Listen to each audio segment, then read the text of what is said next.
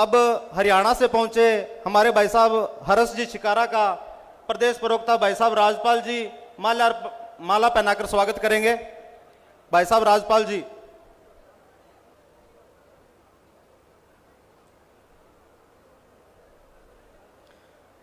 इसके बाद भाई साहब हर्ष जी शिकारा से निवेदन रहेगा कि वो स्टेज पर आएं और अपना उद्बोधन करें।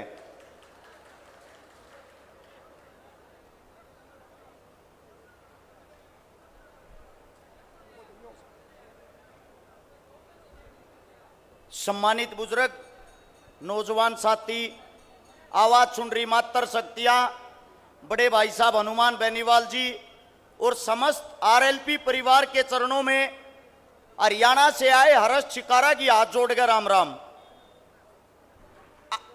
आप सभी साथियों से सबसे पहले एक विनती है, एक बात को समझें, हमारी लड़ाई किसके साथ है, हमने लड़ाई जीतनी कैसे है, कांग्रेस बीजेपी है कौन, इस बात का जब हमारे बच्चों को पता लग जाएगा उस वक्त हम आधी लड़ाई जीत जाएंगे।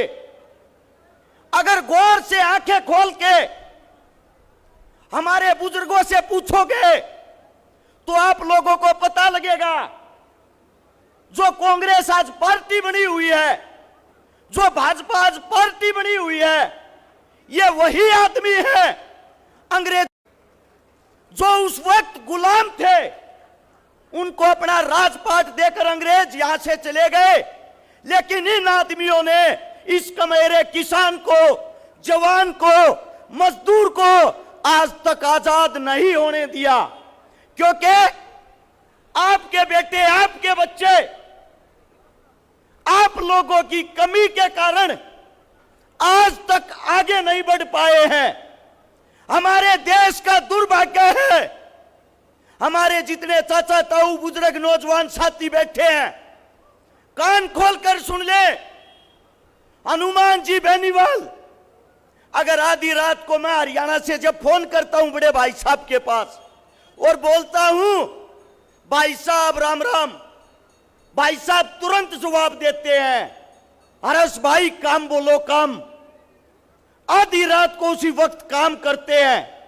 ऐसे इंसान की जब तक हम कदर नहीं करेंगे, ऐसे इंसान की जब तक हम ताकत नहीं बढ़ाएंगे, हम लोग कभी भी विजय नहीं पाएंगे। आप लोगों को एक बात बता देता हूं, बिना हनुमान के तो श्री राम भी लंका फतेह नहीं कर पाया था। यह तो इतना बड़ा राजस्थान है, बिना हनुमान के आप लोग इस षड्यंत्र को पार नहीं कर पाओगे। लाहौर के अंदर एक बार जाकर इसका इतिहास देखना, बड़े बड़े धनवान सेठों की हवेलियां आपको खाली मिलेंगी। वो किस कारण खाली है, क्या कोई बता सकता है? आपकी सरकारों के जुर्मों के कारण यहां के बड़े बड़े साहूकार धन्ना सेठ यहां से छोड़कर बेचारे कोलकाता चले गए।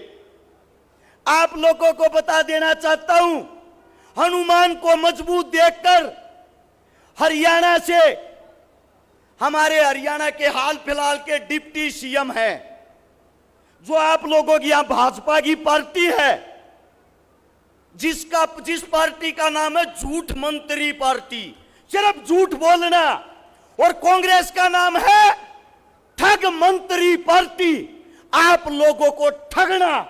उन्होंने हमारे भगवान के साथ भी अन्याय किया। वीर तेजाजी महाराज के वहां पे जो नींव रखी, दुष्यंत चौटाला ने उस नींव में भी चांदी की ईंट बोलकर झूठी ईंटें वहां लगा दी। जो इतना बड़ा हमारे साथ धोखा कर सकते हैं, वो पार्टी आप लोगों का क्या भला करेगी?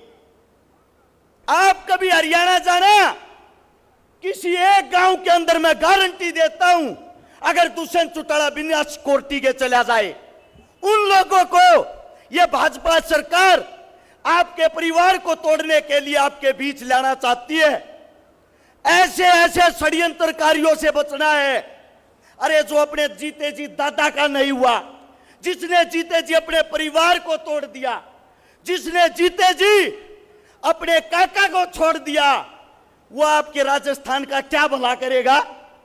आप सभी साथियों को बता देना चाहता हूं, जितना जल्दी हो सके सब हनुमान बन जाओ। एक हनुमान से काम नहीं चलेगा। और जब तक आप लोगों का भला नहीं होगा, किसान, जमींदार और मजदूर के घर से आपके बच्चे, आपके बेटे जब तक आपके सेंटर में, आपके जयपुर में कुर्सी डालकर नहीं बैठेंगे, इसीलिए मेरी समस्त राजस्थान से एक विनती है। हरियाणा भी आपकी तरफ एक न्याय की उम्मीद से हाथ जोड़कर देख रहा है। जिस वक्त बजरंग पुनिया को थाने में बंद किया गया, हमारे हनुमान जी बेनीवाल आधी रात ने राजस्थान से जाकर उस पहलवान को छुड़वा कर लाए। ऐसे इंसान को मजबूत करे, ऐसे इंसान को मजबूर नहीं मजबूत करे, सोचना आप लोगों को है। क्या आधी रात को वसुंधरा आपके बाहर आ सकती है? क्या आधी रात को अशोक गहलोत आपके बाहर आ सकता है? पहली बार आप लोगों के पास मौका है। ये नेता नहीं, ये आप लोगों का बेटा है। बेटा बेटे को बनाए। और पहली बार मैं ये चाहता हूं राजस्थान का सीएम कोई मर्द हो। पहली बार ये चाहता हूं राजस्थान का सीएम कोई मर्द हो। वसुंधरा वो भी एक औरत है, हमारी बहन है। और अशोक गहलोत वो भी एक औरत है, मर्द नहीं है। आप ही के नौहर के अंदर एक हफ्ता पहले मैं आया था। यहां का प्रमुख खेल है फुटबॉल। बच्चे फुटबॉल का खेल करवा रहे थे जो पूरे हिंदुस्तान के अंदर मशहूर है।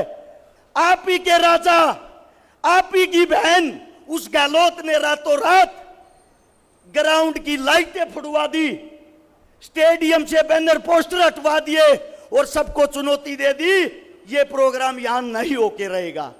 जो बच्चों के साथ खिलवाड़ करता है, जो खिलाड़ियों के साथ खिलवाड़ करता है, मेरा ये मानना वो मर्द नहीं हो सकता, वो एक बहन ही है। इसीलिए आप लोगों के सामने वास्तविकता में दोबारा कोई भगत सिंह का रूप बन के हनुमान बेनीवाल आया है। हम सब ने सुखदेव, राजगुरु, चंद्रशेखर बनकर ऐसे इंसान को सर आंखों पर बैठा लेना चाहिए।